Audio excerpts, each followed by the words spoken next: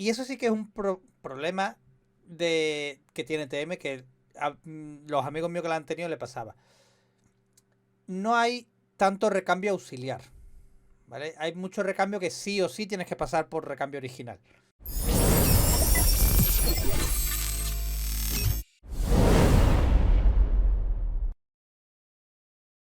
Hoy ya hemos comentado todas las cosas y toda la historia, pero yo tengo aquí YouTube abierto. Y mira lo que sale que han subido hace 4 horas. Exótica TM300 2025, gente. Tenemos que verlo, 13 minutillos, un poquillo largo. Bueno, no es largo, la verdad. Está bien. Y os calláis.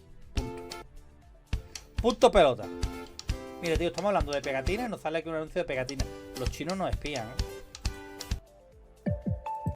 Los chinos nos espían. A ver, vamos a ver esta. Espérate, que tengo la música puesta. Aunque la tengo muy flojita, pero la tengo puesta. Vamos a ver. Venga. Vamos a ver. Disfrutar de esta gran máquina. Disfrutarla. Yo no he visto el vídeo, lo han subido hace un rato.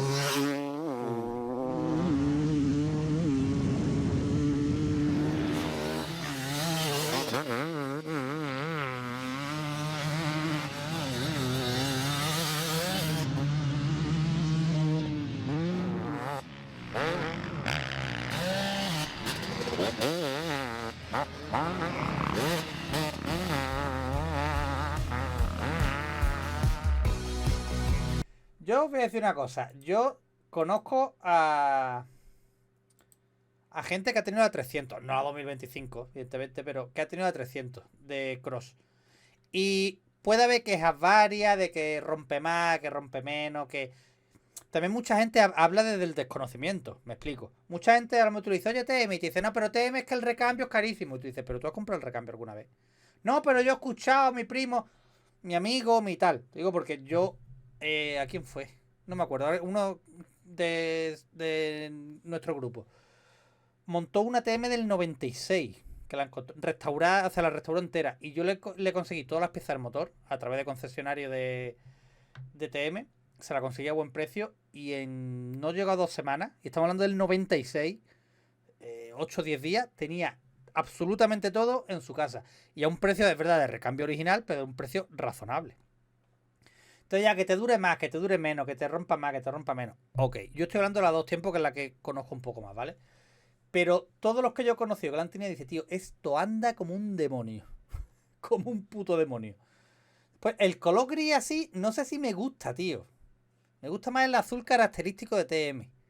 Creo, ¿eh? Creo, no sé, esto sería cuestión de verlo. O sea, de verla más veces. Pero así en la primera plum, el primer chas, así en gris este raro. Ay, no sé. No sé.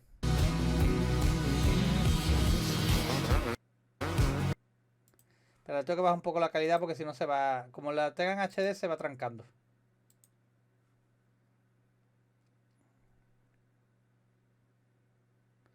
A ver. Es lo que tiene el multistream. Estamos en varias plataformas a la vez. A ver, venga, tío. Venga, por favor.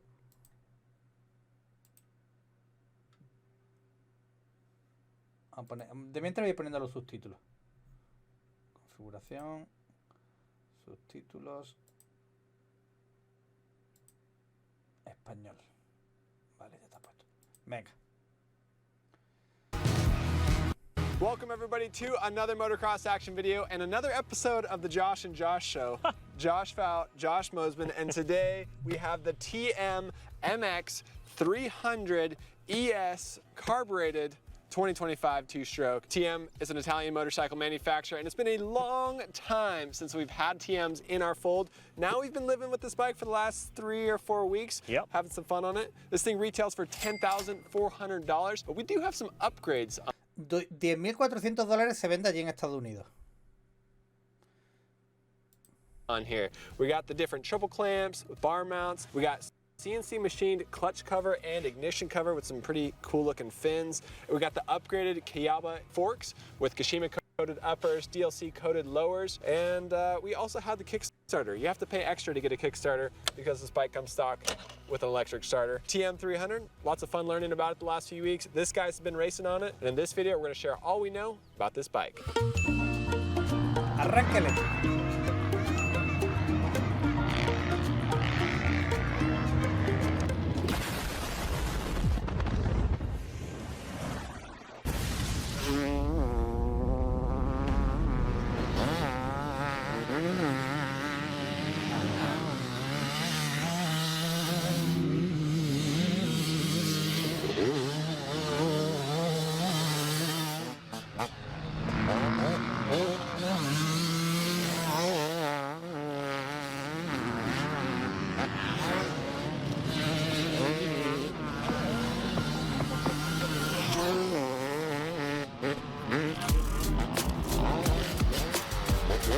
It's been a while since we've tested TM 2-strokes and 4-strokes. Thankfully, now TM is back in the USA. There was a small spurt there for a couple years where we were... Afortunadamente ahora las TM han vuelto a los Estados Unidos. Dice, hubo un par de años en los que no teníamos TM. O sea, que hay algún distribuidor allí. Without TMs, people asked for us to use reviews on these bikes. Unfortunately, we didn't have any. Ralph Schmidt was a longtime importer for TM USA. He was bringing bikes over from Italy. Unfortunately, he's not doing it anymore. It's been a few years that we didn't have him, and now finally TM has an importer again, and they're using Cam Mitchell and 71 Power Sports. They're the TM importer for Canada, and now they've taken over TM USA, bringing these exotic Italian 2-strokes and 4-strokes back into the US. Josh Fout helped me test this thing. He raced it last weekend. Yep. We're getting ready to race it this coming weekend at the World 2-Stroke Championship, and it's pretty exciting to have one of these exotic bikes back in our fold. So Motocross Action last tested the TM300 2-stroke in 2019. Since then, they've had 2 frame updates. In 2022, the TM300 frame was new, and then they actually updated it again for 2025. Suspension has been updated, radiators, handlebars, and they even added a Kickstarter option for 2025. It's kind of funny. A few years ago, we were getting rid of Kickstarters, adding electric start on. Now for TM, you have an electric starter stock, but then you can pay extra to add on the Kickstarter. Kind of cool, right? Yeah, look, this is what it's come to. This is what it's come Getting to. the Kickstarters back. So TM. Claro que dice, tío, antes nadie quiere el arranque a pata y ahora te lo venden como un extra, ¿no? Si quieres lo pagas y te lo ponemos, pero vamos, el de serie es el eléctrico, arranque eléctrico. M300 2-stroke. We love that it's electric started. It's pretty fun. I mean, I haven't seen very many of us kick it. We've tried a couple times. I kicked it once. You kicked it once. Just for nostalgia. Yeah, just for nostalgia. So it's not fuel injected though. That's something we do appreciate about this bike. It is carbureted still, and TM300 was pretty fun.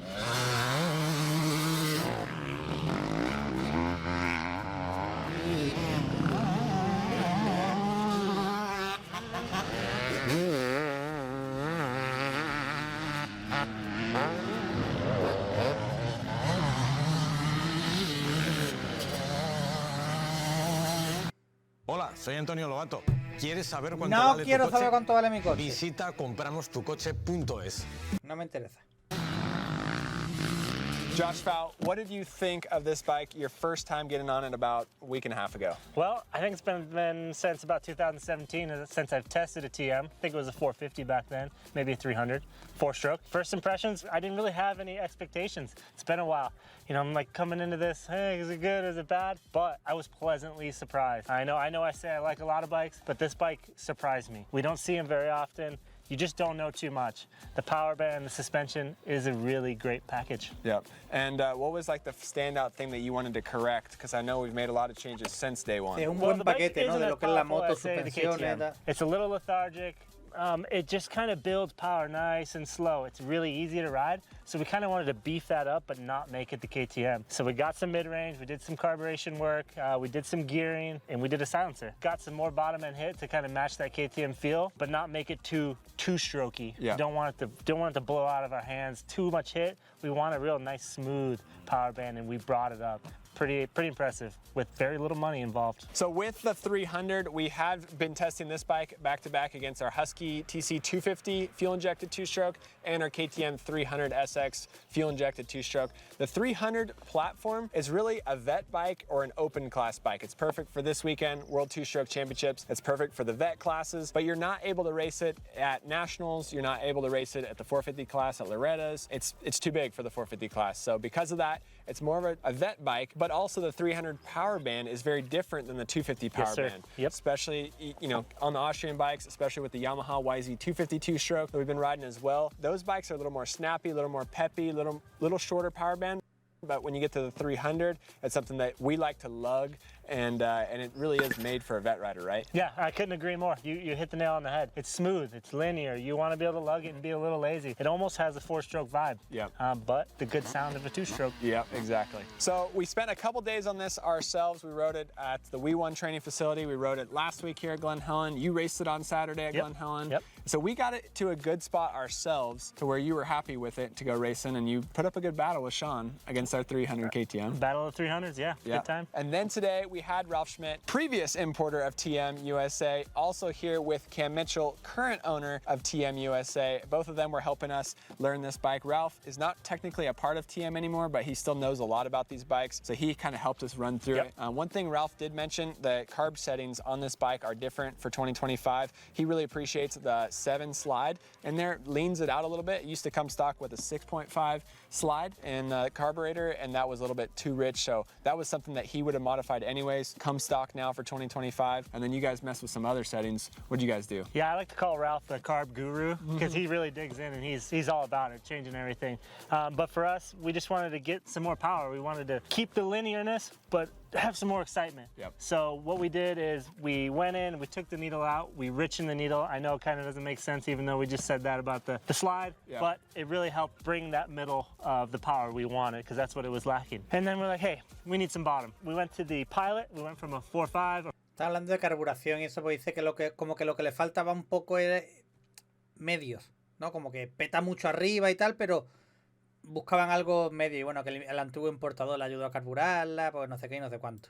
45 to a 42. That really helped get that bottom back, but it still wasn't quite there. Pero que Side quería note, we conseguir un left the rango main. medio The bueno. main was a 180, and then from there, we decided, hey, let's go silencer. We ran through three different silencers, 3 different times, Yeah. just to see what we really wanted and what really helped. And we ended with a HGS EMX. Yeah, aftermarket EN silencer. Yeah, EN, yep. So the stock silencer that comes on here that we started with, a little bit shorter, and it's got the fake carbon end cap on it. It still looks like carbon, so I call it a win. But the shorter silencer is good for maybe a 125, 150. But when you get into a big 300 two-stroke, you want to broaden that power and kind of open that window up. So that's what you guys worked Yep. on with the carburetor settings.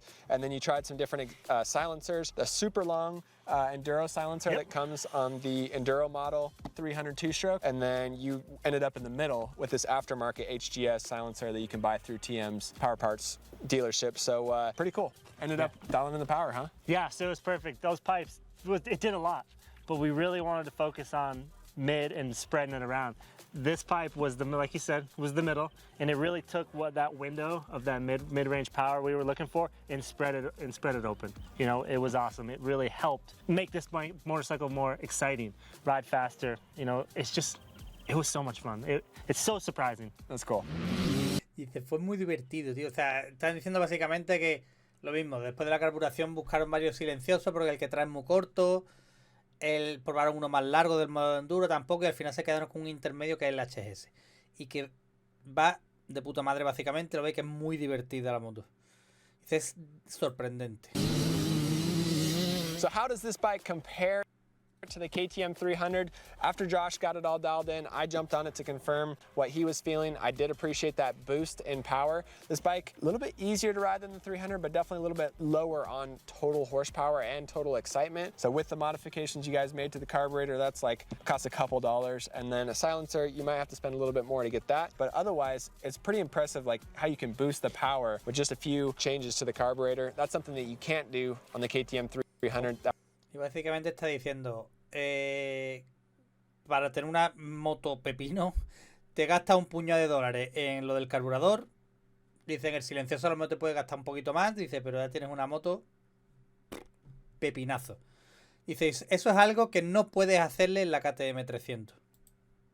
That's going to cost a little bit more money to get the Va a mapping costar redone by bastante más. Twisted. So we rode the 300 back. Porque es inyección, tienes que los mapas y tal. El carburador es sencillez. Sencillez y te abre un abanico infinito con prácticamente nada. Un poco de chicle, unas pocas de agujas y te abre un abanico inmenso.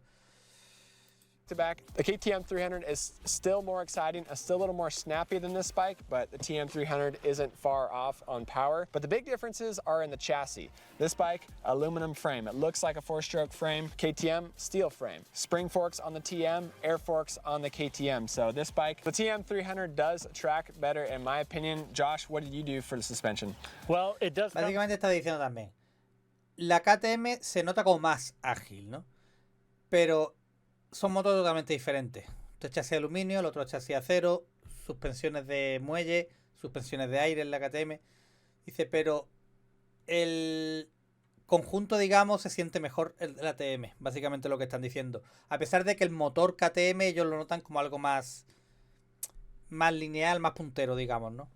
A priori. Sprung a little lighter, 44 in the front and a 48 spring in the rear. You got to go stiffer. If you're a bigger guy like me, 190 plus, faster guy like you, pro level speed, I'd maybe recommend the spring rate in the front or two to kind of get you that hold up and maybe same in the shock. But for us, since we don't have all that at our disposal at the track, we ended up just going 4 clicks stiffer on the fork, compression only, rebound was good, 2 clicks stiffer on the shock, a quarter turn on high speed, which actually the TM has clicks on high speed. Nice. So it's really nice. That's 4 clicks. Nice. So that's pretty cool. Also, we do have the A-Kit K-Alba forks on here. So Kashima uppers, DLC lowers. They look really cool. 18 millimeter shock shaft, a little bit thicker, and that's something that comes on all TM motorcycles. And the only other bike that comes stock like that is the Honda Sierra 450 Works Edition. Of course, there's some other differences. Dice, la única que viene así de preparada de serie sería la Honda CRF 4.5 Work Edition, o sea, como la edición especial, digamos, de Honda. This bike does come stock with an O-ring chain, good for durability, and it's got the 9-bolt sprocket. So for a long time we complained about why there were so many bolts on the sprocket. We found out today why. It's actually because they're able to get a ratchet in there and go straight through the spokes to put your sprocket bolts on. You don't have to grab a wrench and squeeze your hand in between the spokes. So we finally have an explanation why there's 9 sprocket bolts on there. So that's cool. Does come stock with Bridgestone tires, and these grips, these are circuit grips. They're pretty hard for rubber grips. Glue-ons, yep. Yeah, for glue-ons. And then the exotic fins on the side. What are your thoughts on those?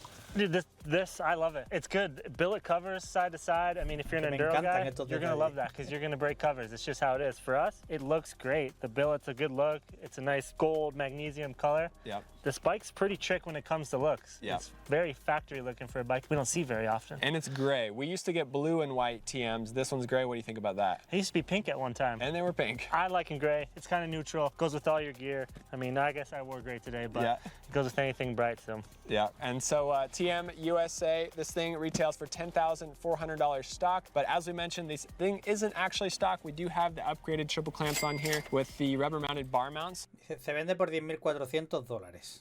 Pero claro, dice, realmente esta tiene varios cositas, ¿no? Como la abrazadera, tal. That does not come on the stock bike. The Kickstarter you have to pay a little bit extra for. There are Allen bolts all over this thing. That's probably something that we would like to change. Currently, there's no companies making bolts kits for this bike, so we're gonna have to talk to Bolt Hardware on that one. Otherwise, TM USA, check them out. Dealers are open now, and we're excited to put some more time on this. Stay tuned to the July issue of Motocross Es un Action. problema así que tiene TM, lo que dice. Hay infinidad de tornillos de Allen, de llave Allen, que son así, que los trae así de fábrica.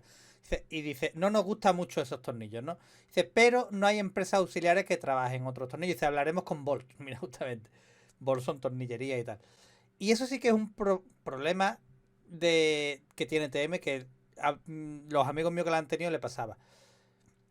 No hay tanto recambio auxiliar, ¿vale? Hay mucho recambio que sí o sí tienes que pasar por recambio original, ¿vale? Por ejemplo, un kit de plástico. Por lo menos hasta el día de hoy, no sé si o hasta hace poco, yo qué sé, Polisport no te lo hace. Acerbi no te, o sea, tienes que comprar plástica original. Y tú dices, tío, pero si yo lo que quiero es un kit de plástico Polisport, el que sea, para reventarlo. Me da igual, no quiero gastarme un dinero en plástica original, por ejemplo, ¿no? Y como eso, varias cositas. Hay recambios que es verdad que que no te lo hacen en marcas auxiliares. Eso sí es una pega. Magazine, where we get a little more in depth about this bike, logging exactly how it was for us. And thank you, Josh, for helping us out. Watch him this weekend, Wiseco World Two-Stroke Championships. Depending on when this video releases, you can check out that video live streamed on the Dirt Bike Magazine YouTube channel. Thank you guys for watching. We'll see you in the next one. Pues básicamente, gente, con esta TM nos despedimos y nos vemos mañana con más, pero no mejor, porque es imposible. Ya vuelta a la normalidad, después de las vacaciones. Venga, gente, buenas noches.